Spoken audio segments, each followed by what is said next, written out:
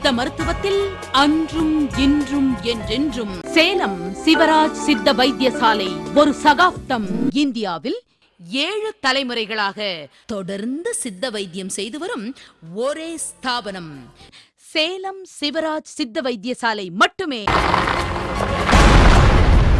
7/7/1875 வருடம் புதன்கிழமை வளர்பிறை நாளில் பஞ்சமி தேதியில் மகம் நட்சத்திரத்தில் எங்கள் மூதாதையர்கள் சித்த வைத்திய ஸ்தாபனத்தை துவக்கி வைத்துள்ளார்கள். 1925 தான் ஆங்கில மருத்துவம் இந்தியாவில் அறிமுகப்படுத்தப்பட்டது. இன்று சின்ன திரையை பார்த்து கொண்டிருக்கும் எனது அருமை தமிழ்நாட்டில் உள்ள என் பேர குழந்தைகளுக்கும் என் மகன் போன்ற வாலிபர்களுக்கும் என் உடன் பிறந்த சகோதரர்களுக்கும் என் மகள் போன்ற தெய்வங்களுக்கும் சேலம் சிவராஜ் சித்த வைத்தியசாலையின் வணக்கத்தையும் நன்றியும் மீண்டும் தெரிவித்துக் கொள்கிறோம். சேலம் சிவராஜ் சித்த வைத்தியசாலை தமிழ்நாட்டில் 7 தலைமுறைகளாக சித்த வைத்தியம் செய்து வரும் ஒரு பாரம்பரியமிக்க குடும்பம். அது உங்கள் எல்லாருக்குமே இந்த விவரம் தமிழ்நாட்டில் உள்ள என் சொந்தங்கள் அவ்வளோ பேருக்கும் இந்த விவரம் தெரியும். எனது முப்பாட்டனார் முதல் இந்த தொழிலை 1875 வருடம் ஆங்கிலேயர்கள் ஆட்சி செய்த காலத்தில் 18 சித்தர்களில் ஒரு சித்தர் வாழ்ந்த சித்தர் மலைக்கு அடிவாரத்தில் இந்த சித்த வைத்திய தொழிலை ஆரம்பிச்சிருக்கார். ஆரம்பித்த தொழிலில் அவர் சித்தர்களுடைய ஓலைச்சுவடிகளையும் ஞானிகளின் ஓலைச்சுவடிகளையும் ஆராய்ச்சி செய்து கை தேர்ந்ததுனால இந்த சித்த வைத்தியத்தை நல்ல முறையில் நடத்தி கொண்டுகிட்டு வர முடியும் அப்படின்னு அவருக்கு ரொம்ப கஷ்டப்பட்டு ரொம்ப சிரமப்பட்டு அதாவது அளவுக்கு அதிகமான சித்த வைத்தியம் இருக்கும்போது அளவுக்கு அதிகமான சிரமங்கள் கஷ்டங்கள் வேதனைகள் எல்லாம் பட்டு அவர் இந்த சித்த வைத்திய தொழிலை ஆரம்பித்து நடத்தி வந்திருக்கார். அவ்வளோ பாரம்பரியமிக்க இந்த சித்த வைத்திய சாவில் நடந்து வந்த பாதைகள் எவ்வளோ சிரமங்கள் அப்படிங்கிறத இந்த நிகழ்ச்சியில் காட்டுறேன். நீங்கள் தயவுசெய்து ஒரு 5 நிமிஷம் எனக்காக பாருங்கள். 7/7/1875 வருடம் புதன்கிழமை வளர்பிறை நாளில் பஞ்சமி தேதியில் மகம் நட்சத்திரத்தில் எங்கள் மூதாதையர்கள் சித்த வைத்திய ஸ்தாபனத்தை துவக்கி வைத்துள்ளார்கள். 1925 தான் ஆங்கில மருத்துவம் இந்தியாவில் அறிமுகப்படுத்தப்பட்டது. 1875 வருடம் முன்பிருந்து எங்கள் சித்த வைத்தியசாலை நடந்து வந்த பாதைகள். எனது முப்பாட்டனார் தமிழ்நாட்டில் போக்குவரத்து வசதி வளர்ச்சி அடையாத காலகட்டத்தில் ஜட்கா வண்டி குதிரை வண்டி மூலம் ஒவ்வொரு ஊருக்கு சென்றும் நோட்டீஸுகள் அச்சடித்து சந்தைக்கு சந்தை விளம்பரம் செய்தும் சித்த மருத்துவம் என்னும் மாபெரும் மருத்துவ பணியை ஆற்றினார்கள்.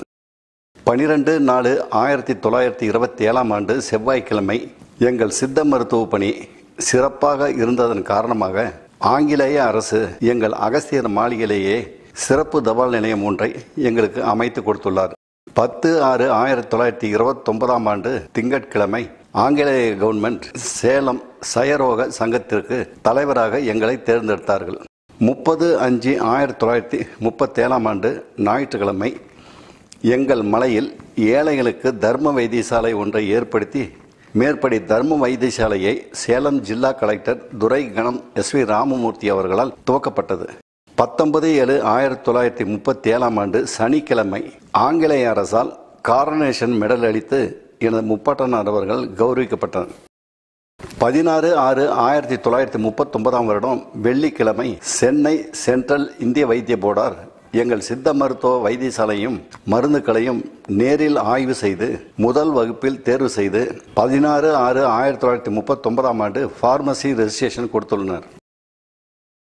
எங்கள் மூதாதையர்கள் அந்த காலத்திலேயே சித்த மருந்துகளை கீழ் தேச நாடுகளான சுமத்ரா, ஜாவா, இந்தோனேசியா மற்றும் ஐரோப்பிய நாடுகளுக்கு மருந்துகள் அனுப்பி வைத்துள்ளார்கள். குறிப்பாக தற்போதைய நாடுகளில் மொத்தம் 33,000 தீவு கூட்டங்கள் அந்த காலத்தில் தனித்தனியே தீவுகளாக இருந்தது. போர்னியோ தற்போது இந்தோனேசியாவில் தனி தீவாக இருக்கிறது. தமிழ் மாமன்னர் ராஜராஜ சோழன் அவரின் இயற்ற பெயர் அருள்மொழி தேவர்.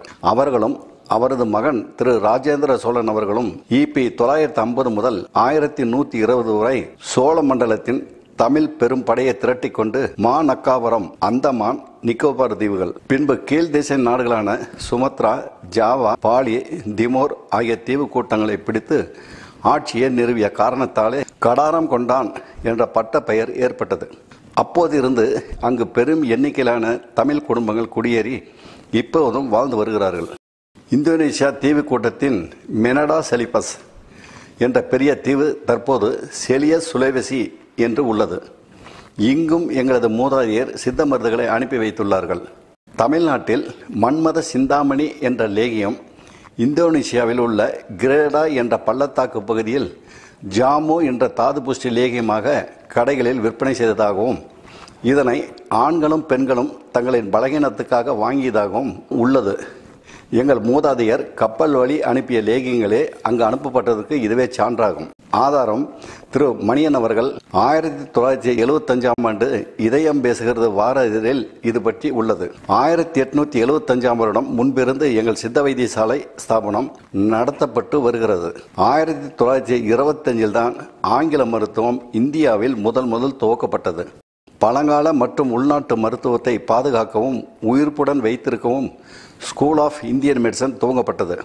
அதன் பெயர்தான் கீழ்ப்பாக்கம் அரசினர் மருத்துவக் கல்லூரி. அப்பொழுது வழங்கப்பட்ட பட்டம் LIM டிகிரி.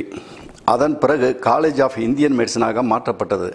அது முதல் GCIM என்ற மெடிக்கல் டிகிரி வழங்கப்பட்டது. 1960இல் இன்டகிரேட்டட் மெடிசன் கோர்ஸ் துவங்கப்பட்டது. அன்று முதல் MBBS டிகிரி வழங்கப்பட்டது. 1972இல் தான் அறுவை சிகிச்சை பிரிவு தனியாக முதல் துவக்கப்பட்டது. அரசாங்க அனுமதி பெற்ற RAMP சித்த மருத்துவர்களும், சித்த மருத்துவ கல்லூரியில் பட்டம் பெற்ற மருத்துவர்களும், பட்ட மேற்படிப்பு படித்தவர்களும், மாவட்ட மருத்துவமனையில் வேலை செய்பவர்களும், மாவட்ட மருத்துவ இயக்குநர்களாகவும் எங்கள் குடும்பத்தின் வாரிசுகள் அதிகம் உள்ளார்கள். சித்த வைத்தியத்திலும், ஆங்கில மருத்துவத்திலும், ஹோமியோபதி மருத்துவத்திலும், நேச்சுரோபதி மருத்துவத்திலும் எங்கள் குடும்பத்தின் வாரிசுகள் தமிழ்நாட்டில் அதிகம் உள்ளார்கள். எங்கள் குடும்பத்தின் வாரிசுகள் LIM பட்டம் பெற்ற மருத்துவர்களும், GCIM பட்டம் பெற்ற மருத்துவர்களும், MBBS பட்டம் பெற்ற மருத்துவர்களும், MD பட்டம் பெற்ற மருத்துவர்களும், MS பட்டம் பெற்ற மருத்துவர்களும், அமெரிக்கா, சிங்கப்பூர் போன்ற மேலை நாடுகளில் வேலை செய்யும் எனது சகோதர சகோதரிகளும் பேரன்களும் அதிகம் உள்ளனர். சென்னையில் பிரபல மருத்துவமனைகளில் சிறப்பு மருத்துவர்களாகவும் வேலை செய்பவர்கள் அதிகம் உள்ளனர் என்பதை தெரிவித்துக் கொள்கிறோம். விவரங்கள் அறிய விரும்புவோர் சேலம் தலைமை அலுவலகத்திற்கு தொடர்பு கொண்டால் விவரம் அறியலாம். சேலம் தலைமை மற்றும் முகாம்களில் பெண்கள் அனுமதிக்கப்பட மாட்டார்கள் என்பதை அறியவும். என் மனதில் இருக்க ஆதங்கங்கள்லாம் என்ன அப்படின்னாக்கா, நான் பிறந்து வளர்ந்த இந்த தமிழ்நாட்டில் என்னுடைய பேர குழந்தைகளுக்கும், மகன் போன்ற வாலிபர்களுக்கும், என் உடன் பிறந்த சகோதரர்களுக்கும் சொல்லி வரணும் அப்படிங்கிற ஆதங்கத்தில் தான் இந்த நிகழ்ச்சியை அதிகபட்சமாக பேசி வந்துட்டுருக்காங்க. எனது முப்பாட்டனார் கையில் பார்த்தீங்கன்னாக்கா மூலிகை ரகசியங்கள், அபரிதமான மூலிகை ரகசியங்கள் முப்பாட்டனார் கையாண்டு வந்திருக்காங்க. இந்த அபரிதமான மூலிகை ரகசியங்கள் பார்த்தீங்கன்னாக்கா இந்த பலகீன சம்பந்தப்பட்டதில் சுய இன்பம், முஷ்டித்தனம், கரப்பழக்கத்தினால் தெரிந்தோ தெரியாமலோ கெட்ட நண்பர்களின் சகவாசத்தினால் தவறான வழிகளில் ஈடுபடுதல், தன்னை விட வயது அதிகமானவர்களிடம் தொடர்பு கொண்டு சக்தியை வீணாக்குதல், மனமாக முன் பல மாதர்களிடம் தொடர்பு கொண்டு அதிகமாக புணர்ச்சியில் ஈடுபடுதல், இக்காரணங்களால் மட்டுமே ஆண்மை குறைவு ஏற்படும். தவறு செய்பவர்களுக்கு உடனே அதன் கெடுதல் தெரியாது. குறைந்தது 5 வருடங்கள் பொறுத்துதான் கொஞ்சம் கொஞ்சமாக தெரிந்து பிறகு 5 வருடத்திற்குள் ஆண்மை சக்தியை முழுவதும் இழந்து விடுகிறார்கள்.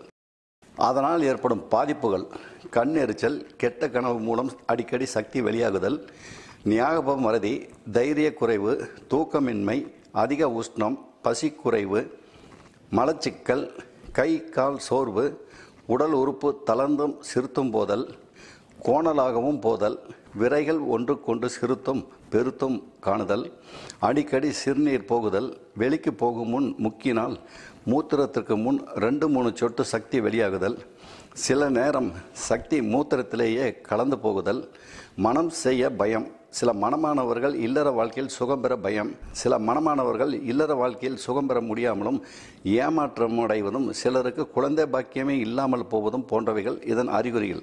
2-3 மாதங்களில் எவராலுமே குணப்படுத்த முடியாது, ஏமாந்திர வேண்டாம்.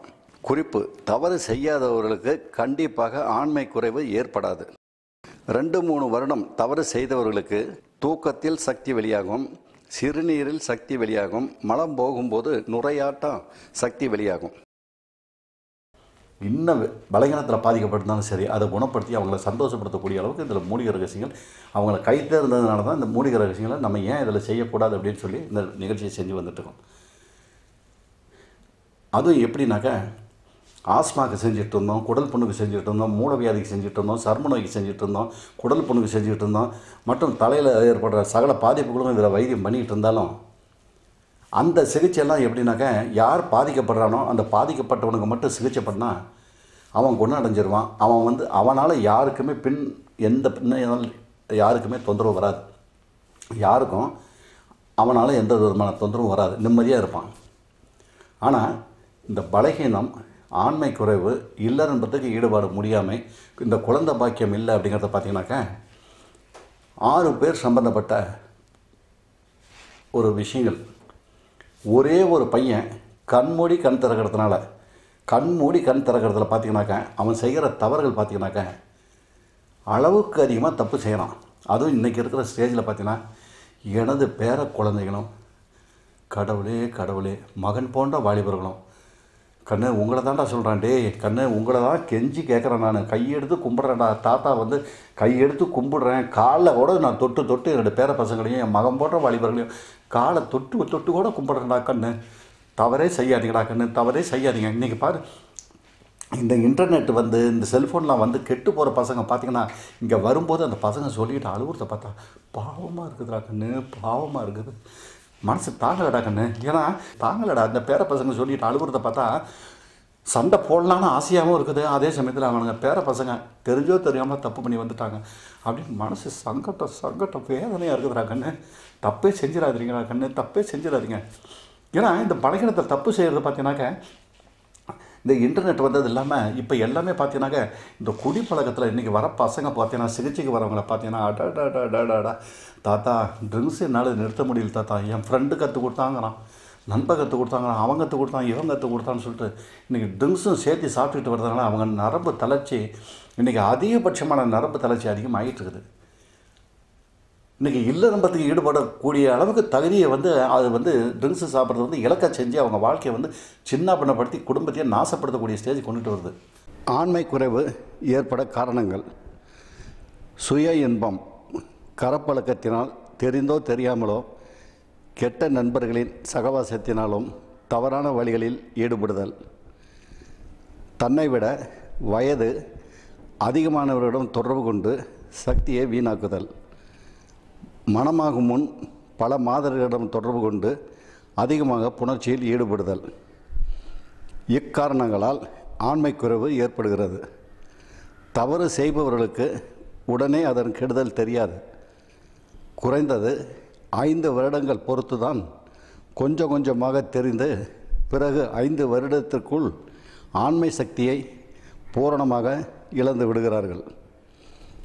தவறான வழிகளில் நடப்பவர்களுக்கு ஏற்படும் அறிகுறிகள்: கண் எரிச்சல், கெட்ட கனவு மூலம் அடிக்கடி சக்தி வெளியாகுதல், ஞாபக மறதி, தைரிய குறைவு, தூக்கமின்மை, அதிக உஷ்ணம், பசிக்குறைவு, மலச்சிக்கல், கை கால் சோர்வு, உடல் உறுப்புகள் தளர்ந்து சிறுத்து போதல், கோணலாகவும் போதல், விதைகள் ஒன்றுக்கொன்று சிறுத்தும் பெருத்தும் காணுதல், அடிக்கடி சிறுநீர் போகுதல், வெளிக்கு போகும் முன் முக்கினால் மூத்திரத்திற்கு முன் 2-3 சொட்டு சக்தி வெளியாகுதல், சிறிது நேரம் சக்தி மூத்திரத்திலேயே கலந்து போகுதல், மனம் செய்ய பயம்.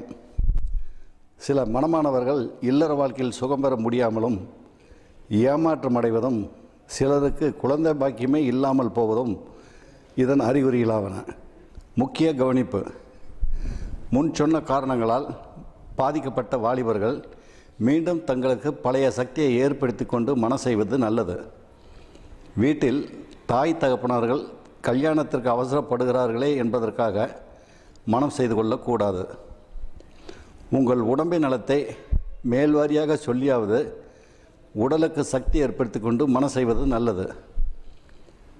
வெட்கப்பட்டு கொண்டோ கூச்சப்பட்டு கொண்டோ ஒன்றும் பேசாமல் மனம் செய்து கொண்டால் உங்கள் வாழ்க்கை நல்ல சுகத்தையே எதிர்பார்க்க முடியாமல் மனைவியின் வெறுப்பை சம்பாதித்து கொள்ளலாமே தவிர ஒற்றுமையான வாழ்க்கை நடத்த இயலாது. அநேகர் மன வாழ்க்கையில் திருப்தியில்லாத காரணத்தால் விவாகரத்து ஏற்படும் சம்பவங்களும் ஒருவர் மீது ஒருவருக்கு வீணான சந்தேகங்கள் ஏற்படும் சந்தர்ப்ப சூழ்நிலைகள் உருவாகும். இந்த மாதிரி சந்தர்ப்பங்களுக்கு இடம் கொடுக்காமல் தங்களுடைய உடம்பின் மீண்டும் ஆரோக்கியத்தை ஏற்படுத்தி கொண்டு மனம் செய்வது நல்லது. ஒரு வாலிபரோ மனம் செய்து கொண்டவர்களோ முன்பக்கத்தில் குறிப்பிட்ட மாதிரி பாதிக்கப்பட்டு இருந்தால் குறைந்தது 6, 9, 12 மாதங்களாவது தொடர்ந்து சிகிச்சை பெற்றால்தான் மீண்டும் நல்வாழ்வு பெற முடியும் என்ற என்னுடைய கருத்தை இதன் மூலம் தெரிவித்துக் கொள்கிறேன். 2-3 மாதத்தில் குணப்படுத்த முடியாது, ஏமாற வேண்டாம். இழந்த சக்தியை மீண்டும் பெற, ஆணோ பெண்ணோ இழந்த சக்தியை திரும்ப பெற வேண்டுமானால் எங்களின் மருந்துக்கள் யாவும் மூலிகைகளால் பின் விளைவுகள் உண்டாகாதபடி தயாரிக்கப்பட்டது. ஆண்மைத்தன்மை குறைந்து 5 வருடத்திற்குள் உள்ளவர்களுக்கு 6, 9, 12 மாதங்களில் ஓரளவு குணம் கிடைக்கும். அதற்கு மேல் பாதிக்கப்பட்டவர்கள் குணம் கிடைக்கும் வரை சாப்பிட்டுத்தான் ஆக வேண்டும். மாதங்கள் பற்றி கூற முடியாது. சேர்த்து வைத்த பணத்தை வெகு விரைவில் செலவு செய்து விடலாம். ஆனால் செலவு செய்த பணத்தை வெகு விரைவில் சம்பாதித்து சேர்க்க முடியுமா என்று யோசித்து பார்க்க வேண்டும். மருந்து சாப்பிட்டால் மட்டும் குணம் கிடைக்காது. நடந்து கொள்ளும் முறைகளும் சரியாக இருக்க வேண்டும். அவங்களுக்கு இது ஒன்றுமே தெரியல. இந்த தப்பு செய்கிறதுல ஒன்றுமே தெரியாமல் இது என்றைக்குமே இப்படி தான் இருக்கும் அப்படிங்கிறதுனால அந்த தப்பு செஞ்சுக்கிட்டே வரான். இந்த கை பழக்கத்தில் தவறு செய்கிறது, தவறான பெண்ணுக்கிட்ட போகிறது, தன்னோட வயசில் மூத்த பெண்ணுக்கிட்ட போகிறதுனால உன்னுடைய சக்தி படிப்படியாக குறைஞ்சிக்கிட்டே வருதுடா கண்ணு. கை பழக்கத்தில் தப்பு செய்கிற, தவறான பெண்ணுக்கிட்ட போகிற, தன்னோட வயசில் மூத்த பெண்ணுக்கிட்ட போகிற. அப்போ உன் உடம்புலேருந்து சத்து குறையும் போது இந்த சத்து பூரா எங்கேருந்து வருதுடா கண்ணு? எங்கேருந்து வருது சொல்லு? ஆண்டவன் கொடுத்த சொத்துரா கண்ணு. ஆண்டவன் கொடுத்த சொத்து, மானிட ஜென்மத்துக்கு ஆண்டவன் கொடுத்த வரப்பிரசாதமான சொத்துரா கண்ணு. வரப்பிரசாதமான சொத்து, விலை மதிக்க முடியாத சொத்துரா கண்ணு. விந்து கட்டுப்பாடு விலை மதிக்க முடியாத சொத்து. அந்த விலை மதிக்க முடியாத சொத்தை 13 வயசில் உற்பத்தி ஆகிறது 60, 70 வயசு வரலும் நீ ஆண்டு அனுபவித்து சந்தோஷப்பட்டு மகிழ்ச்சி அடைஞ்சு குழந்தை குட்டி பெற்று 100 ஆண்டு நல்லா வாழக்கூடிய அளவுக்கு இருக்க வேண்டிய சக்தியை மனம் போன போக்கில் கால் போன போக்கில் நண்பன் சொன்னாங்கிற வீண் பண்ணியாடா கண்ணு. என்னைக்காவது ஒரு நாள் சிந்தனை பண்ணி பாடுறா. அந்த தாத்தா சொல்கிறது சேலம் சிவராஜ் சித்த வைத்தியசாலையிலிருந்து சிவராஜ் தாத்தா சொல்கிறாங்க அப்படிங்கிற ஒரே ஒரு நாள் சிந்திச்சு பண்ணுறான். வேண்டாம், ஒரே நாள் கூட சிந்திச்சு பார்க்கணும். ஒரு அரை மணி நேரம் ஏதாவது ஒரு இடத்துல உட்காந்துக்க. சிவராஜ் தாத்தா சொல்கிறதுல பொய் இருக்குதா, உண்மை இருக்குதா, அவர் நமக்காக சொல்கிறதா இல்லையா, நம்மளை ஏமாத்துறாரா அப்படின்ட்டு ஒரு 5 நிமிஷம் உட்காந்து பாடுறா கண்ணு. இதெல்லாம் உனக்கு ஒரு படிப்பணியாக அமைஞ்சு உன் வாழ்க்கையில் ஜெயிச்சு நீலாம் மகிழ்ச்சி அடைஞ்சு இந்த மகிழ்ச்சி இருக்கடா. வாழ்கிற வாழ்க்கை நம்ம சாவுங்காலத்துக்குள்ளே நம்ம வாழ்கிற வாழ்க்கை இருக்கு பார். சந்தோஷமான வாழ்க்கை வாழணுடா. என்னோட தமிழ்நாட்டில் இருக்கிற பசங்க, பேர பசங்க, மகர் போன்ற வாலிபர்கள்லாம் சந்தோஷம்னா சந்தோஷம், அளவு கடந்த சந்தோஷத்தில் வாழணும் தானே கண்ணு. இவ்வளவு பெரிய ஸ்தாபனத்தில் இருந்து இந்த விஷயத்தை சொல்கிறேன். 7/7/1875 வருடம் புதன்கிழமை வளர்பிறை நாளில் பஞ்சமி தேதியில் மகம் நட்சத்திரத்தில் எங்கள் மூதாதையர்கள் சித்த வைத்திய ஸ்தாபனத்தை துவக்கி வைத்துள்ளார்கள். 1925 தான் ஆங்கில மருத்துவம் இந்தியாவில் அறிமுகப்படுத்தப்பட்டது. 1875 வருடம் முன்பிருந்து எங்கள் சித்த வைத்தியசாலை நடந்து வந்த பாதைகள். எனது முப்பாட்டனார் தமிழ்நாட்டில் போக்குவரத்து வசதி வளர்ச்சி அடையாத காலகட்டத்தில் ஜட்கா வண்டி, குதிரை வண்டி மூலம் ஒவ்வொரு ஊருக்கு சென்றும் நோட்டீஸுகள் அச்சடித்து சந்தைக்கு சந்தை விளம்பரம் செய்தும் சித்த மருத்துவம் என்னும் மாபெரும் மருத்துவ பணியை ஆற்றினார்கள். 12/4/1927 செவ்வாய்க்கிழமை எங்கள் சித்த மருத்துவ பணி சிறப்பாக இருந்ததன் காரணமாக ஆங்கிலேய அரசு எங்கள் அகஸ்தியர் மாளிகையிலேயே சிறப்பு தபால் நிலையம் ஒன்றை எங்களுக்கு அமைத்து கொடுத்துள்ளார். 10/6/1929 திங்கட்கிழமை ஆங்கிலேய கவர்மெண்ட் சேலம் சயரோக சங்கத்திற்கு தலைவராக எங்களை தேர்ந்தெடுத்தார்கள். 30/5/1937 ஞாயிற்றுக்கிழமை எங்கள் மலையில் ஏழைகளுக்கு தர்ம வைத்தியசாலை ஒன்றை ஏற்படுத்தி மேற்படி தர்ம வைத்தியசாலையை சேலம் ஜில்லா கலெக்டர் துரை கணம் SV ராமமூர்த்தி அவர்களால் துவக்கப்பட்டது. 19/7/1937 சனிக்கிழமை ஆங்கிலேய அரசால் காரனேஷன் மெடல் அளித்து எனது முப்பாட்டனார் அவர்கள் கௌரவிக்கப்பட்டனர். 16/6/1939 வெள்ளிக்கிழமை சென்னை சென்ட்ரல் இந்திய வைத்திய போர்டார் எங்கள் சித்த மருத்துவ வைத்தியசாலையும் மருந்துகளையும் நேரில் ஆய்வு செய்து முதல் வகுப்பில் தேர்வு செய்து 16/6/1939 பார்மசி ரெஜிஸ்ட்ரேஷன் கொடுத்துள்ளனர். எங்கள் மூதாதையர்கள் அந்த காலத்திலேயே சித்த மருந்துகளை கீழ் தேச நாடுகளான சுமத்ரா, ஜாவா, இந்தோனேசியா மற்றும் ஐரோப்பிய நாடுகளுக்கு மருந்துகள் அனுப்பி வைத்துள்ளார்கள். குறிப்பாக தற்போதைய நாடுகளில் மொத்தம் 33,000 தீவு கூட்டங்கள் அந்த காலத்தில் தனித்தனியே தீவுகளாக இருந்தது. போர்னியோ தற்போது இந்தோனேசியாவில் தனி தீவாக இருக்கிறது. தமிழ் மாமன்னர் ராஜராஜ சோழன் அவரின் இயற்ற பெயர் அருள்மொழித்தேவர் அவர்களும் அவரது மகன் திரு ராஜேந்திர சோழன் அவர்களும் EP 950 முதல் 1120 வரை சோழ மண்டலத்தின் தமிழ் பெரும் படையை திரட்டிக் கொண்டு மாநக்காவரம், அந்தமான், நிக்கோபார் தீவுகள், பின்பு கீழ் தேச நாடுகளான சுமத்ரா, ஜாவா, பாலி, திமோர் ஆகிய தீவு கூட்டங்களை பிடித்து ஆட்சியை நிறுவிய காரணத்தாலே கடாரம் கொண்டான் என்ற பட்ட பெயர் ஏற்பட்டது. அப்போதிருந்து அங்கு பெரும் எண்ணிக்கையிலான தமிழ் குடும்பங்கள் குடியேறி இப்போதும் வாழ்ந்து வருகிறார்கள். இந்தோனேசியா தீவு கூட்டத்தின் மெனடா செலிபஸ் என்ற பெரிய தீவு தற்போது செலியஸ் சுலேவசி என்று உள்ளது. இங்கும் எங்களது மூதாதையர் சித்த மருந்துகளை அனுப்பி வைத்துள்ளார்கள். தமிழ்நாட்டில் மன்மத சிந்தாமணி என்ற லேகியம் இந்தோனேசியாவில் உள்ள கிரேடா என்ற பள்ளத்தாக்கு பகுதியில் ஜாமு என்ற தாது புஷ்டி லேகியமாக கடைகளில் விற்பனை செய்ததாகவும் இதனை ஆண்களும் பெண்களும் தங்களின் பலகீனத்துக்காக வாங்கியதாகவும் உள்ளது. எங்கள் மூதாதையர் கப்பல் வழி அனுப்பிய லேகியங்களே அங்கு அனுப்பப்பட்டதற்கு இதுவே சான்றாகும். ஆதாரம் திரு மணியன் அவர்கள் 1975 இதயம் பேசுகிறது வார இதழில் இது பற்றி உள்ளது. 1875 முன்பிருந்து எங்கள் சித்த வைத்தியசாலை ஸ்தாபனம் நடத்தப்பட்டு வருகிறது. 1925 தான் ஆங்கில மருத்துவம் இந்தியாவில் முதல் துவக்கப்பட்டது. பழங்கால மற்றும் உள்நாட்டு மருத்துவத்தை பாதுகாக்கவும் உயிர்ப்புடன் வைத்திருக்கவும் ஸ்கூல் ஆஃப் இந்தியன் மெடிசன் துவங்கப்பட்டது. அதன் பெயர்தான் கீழ்ப்பாக்கம் அரசினர் மருத்துவக் கல்லூரி. அப்பொழுது வழங்கப்பட்ட பட்டம் LIM டிகிரி. அதன் பிறகு காலேஜ் ஆஃப் இந்தியன் மெடிசனாக மாற்றப்பட்டது. அது முதல் GCIM என்ற மெடிக்கல் டிகிரி வழங்கப்பட்டது. 1960 இன்டகிரேட்டட் மெடிசன் கோர்ஸ் துவங்கப்பட்டது. அன்று முதல் MBBS டிகிரி வழங்கப்பட்டது. 1972 தான் அறுவை சிகிச்சை பிரிவு தனியாக முதல் துவக்கப்பட்டது. அரசாங்க அனுமதி பெற்ற RAMP சித்த மருத்துவர்களும் சித்த மருத்துவ கல்லூரியில் பட்டம் பெற்ற மருத்துவர்களும் பட்ட மேற்படிப்பு படித்தவர்களும் மாவட்ட மருத்துவமனையில் வேலை செய்பவர்களும் மாவட்ட மருத்துவ இயக்குநர்களாகவும் எங்கள் குடும்பத்தின் வாரிசுகள் அதிகம் உள்ளார்கள்.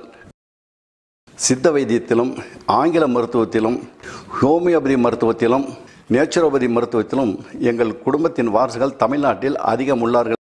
எங்கள் குடும்பத்தின் வாரிசுகள் LIM பட்டம் பெற்ற மருத்துவர்களும் GCIM பட்டம் பெற்ற மருத்துவர்களும் MBBS பட்டம் பெற்ற மருத்துவர்களும் MD பட்டம் பெற்ற மருத்துவர்களும் MS பட்டம் பெற்ற மருத்துவர்களும் அமெரிக்கா, சிங்கப்பூர் போன்ற மேலை நாடுகளில் வேலை செய்யும் எனது சகோதர சகோதரிகளும் பேரன்களும் அதிகம் உள்ளனர். சென்னையில் பிரபல மருத்துவமனைகளில் சிறப்பு மருத்துவர்களாகவும் வேலை செய்பவர்கள் அதிகம் உள்ளனர் என்பதை தெரிவித்துக் கொள்கிறோம். விவரங்கள் அறிய விரும்புவோர் சேலம் தலைமை அலுவலகத்திற்கு தொடர்பு கொண்டால் விவரம் அறியலாம். சேலம் தலைமை மற்றும் முகாம்களில் பெண்கள் அனுமதிக்கப்பட மாட்டார்கள் என்பதை அறியவும். ஏன்னா மூலிகை ரகசியங்கள் அவ்வளோ இருக்குடா கண்ணு. மூலிகை ரகசியங்கள் அபரிதமான மூலிகை ரகசியங்கள் எங்கிட்ட இருக்குதுடா கண்ணு. இன்னும் மூலிகை ரகசியம் இல்லை, நீ எந்த மாதிரி பழக்கத்தில் தெரிஞ்சோ தெரியாமலோ தப்பு பண்ணிட்டேன். தாத்தாட்ட வந்து கேளு, தாத்தா நான் தெரிஞ்சோ தெரியாமல் தப்பு பண்ணிட்டு இருந்தேன் தாத்தா, என் உடம்பு இந்த மாதிரி ஆகிப்போச்சு, நாடி நம்ம நஞ்சு போச்சு தாத்தா, நான் இல்லை நம்பதுக்கு தகுதி இல்லை, படிக்கிற பையன் படிக்கிறதுக்கு தகுதி இல்லை அப்படின்னு வந்து கேளு, உரிமை எடுத்து கேளுக்கண்ணு. இந்த தாத்தாட்ட சேலம் தாத்தாக்கிட்ட வந்து நீ சண்டை போட்டு கேளு, உனக்கு என்ன வேணுமோ என் பேர பசங்களுக்கு செய்வேன், என் மகன் போன்ற வாலிபர்களுக்கு நான் செஞ்சு கொடுப்பேன். அது தமிழ்நாட்டில் உள்ள எனது பேர பசங்களுக்கும் மகன் போன்ற வாலிபர்களுக்கும் நீ என்னுடைய உயிரை கூட கேளு, நான் என் உயிரை கூட கொடுக்குறேன். ஆனால் மொத்தத்தில் நீ நல்லா இருக்கணும்டா கண்ணு, நல்லா இருக்கணும். ஏன்னா இது வந்து தமிழ்நாட்டில் இந்த சித்த வைத்தியத்தில் எந்த சித்த வைத்தியம் தமிழ்நாட்டில் இதுவரையிலும் சொல்ல மாட்டாங்க, சொல்லக்கூடிய தைரியம் கிடையாது. சொல்லக்கூடிய மூலிகை ரகசியம் எந்த சித்த வைத்தியருக்குமே தமிழ்நாட்டில் தெரியாது, எந்த சித்த வைத்தியருக்கும் சொல்லக்கூடிய திறமை கிடையாது, மூலிகை ரகசியங்கள் கிடையாது, அவங்களுக்கு வந்து இந்த அளவு தைரியம் கிடையாது. ஏன்னா அந்த அளவு உரிமை எடுத்து நான் பேசுகிறேன் என்னுடைய தமிழ்நாட்டில் உள்ள என் பேர பசங்களுக்கும். கண்ணு இப்போ ஒரே ஒரு விஷயத்தை நான் சொல்கிறேன் கேட்டுக்க. எனது முப்பாட்டனார் முத்துலிங்க சாமி இருந்தார், அவருடைய மகன் வந்து சுப்பிரமணிய வைத்தியர் இருந்தார், அவருடைய மகன் வந்து ரத்னல் வைத்தியர் இருந்தார், அவருடைய மகன் வந்து சிவராஜ் இருந்தார். இன்றைக்கி 4 பேருமே நம்மகிட்ட இல்லை கண்ணு, இன்றைக்கி 4 பேருமே நம்மகிட்ட இல்லை. அப்படின்னா அவங்ககிட்ட இருந்த மூலிகை ரகசியங்கள்லாம் அபரிதமான மூலிகை ரகசியங்கள்.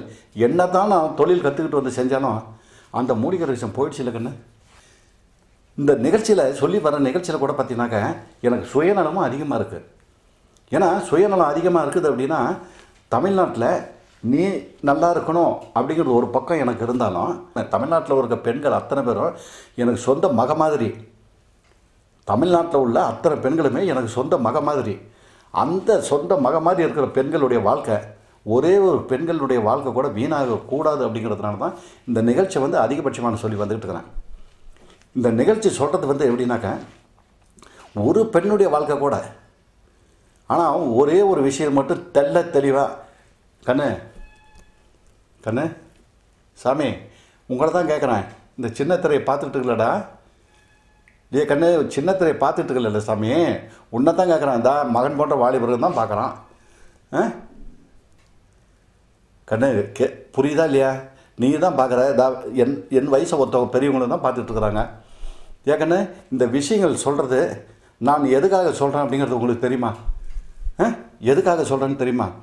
உங்களுடைய வாழ்க்கை வீணாகிறது நல்ல முறையில் கொண்டுட்டு வரணும் அப்படிங்கிறது ஒன்றும், தமிழ்நாட்டில் வந்து ஒரு பெண் வாழ்க்கை கூட வீணாகக்கூடாது அப்படிங்கிறதுனால தான் இந்த நிகழ்ச்சி சொல்கிறேன். நீங்கள் தொடர்பு கொள்ள வேண்டிய முகவரி சேலம் சிவராஜ் சித்த வைத்தியசாலை, அண்ணா பூங்கா பின்புறம், தமிழ்ச்சங்கம் ரோடு வழியாக ராஜாராம் நகர், Salem 7. Phone 2419-782 and 2419-783. Fax 2416-831. Chennai கிளை ஆபீஸ் தினசரி காலை 7 மணி முதல் மாலை 8 மணி வரை. புதிய எண் 10/4, வீரபத்ரன் தெரு, வள்ளுவர் கோட்டம் அருகில், VIP கேட்டின் எதிரில், நுங்கம்பாக்கம், சென்னை 34. Phone 2823-6780 and 2823-0072. ஈரோடு கிளை ஆபீஸில் தினசரி காலை 8 மணி முதல் மாலை 7 மணி வரை. சிவராஜ் சித்த வைத்தியசாலை, பெருந்துறை ரோட், செந்தில் நரம்பியல் எதிரில், கோவை மெடிக்கல் ரோடு வழியாக, Gandhi Nagar, water tank road. Phone 2259-332. மீண்டும் சேலம் சிவராஜ் சித்த வைத்தியசாலை நன்றியும் வணக்கத்தையும் தெரிவித்துக் கொள்கிறோம்.